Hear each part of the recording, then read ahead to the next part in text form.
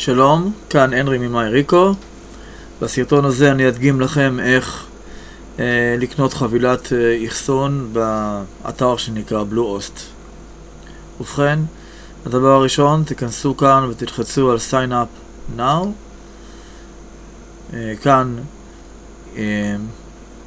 אם אין לכם דומיין, ובשיעור הקודם למדנו איך רוכשים דומיין מ-GoDaddy, אז הייתם יכולים גם מפה לרכוש דרכם, אבל היות ואנחנו לא צריכים, אנחנו הולכים ישר ושמים כאן את שם הדומיין שרכשנו ב-GoDaddy, ואז אני אקליד את זה כאן, ואנחנו נלחץ על Next.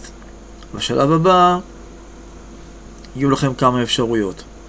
קודם כל, כמובן שתמלאו פה את כל הפרטים שלכם, ולאחר מכן תוכלו בתוספת של $67 פר month, כאילו לכל חודש, תקבלו סייטלוק דומיין סקיוריטי, שזה אומר שאם מישהו ינסה לפרוץ לאתר שלכם יותר מ3 או 4 פעמים, אז הוא ייחסם ותקבלו הודעה על כך באימייל ותוכלו לשחרר את זה.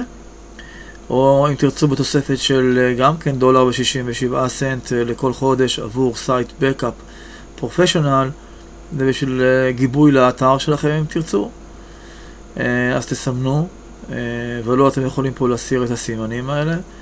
וכאן יש להם עוד איזושהי אופציה של Search Engine Jumpstart, שזה אומר דחיפה למנועי החיפוש של גוגל, בינג ויהו, בעלות של $15 לשנה.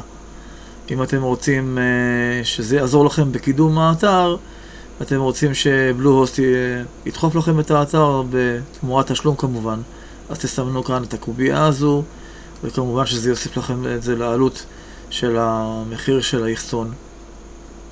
אם בחרתם לשלם מראש עבור 36 חודשים, אז העלות לחודש היא תהיה פשוט $3.95. אבל אם תרצו לשנה אחת בלבד, אז העלות החודשית שלכם היא $5.95 לחודש, ואתם פשוט תבחרו מה שנוח לכם. כמובן תמלאו כאן את פרטי אמצעי התשלום שלכם, תחצו על Next, ובשלב הבא, כאשר אתם תאומתו מול חברת האשראי, יישלח אליכם קוד כניסה לפאנל הניהול של חברת בלואוסט, שמשם תוכלו להתחיל ולהקים את האתר שלכם. זהו, עד כאן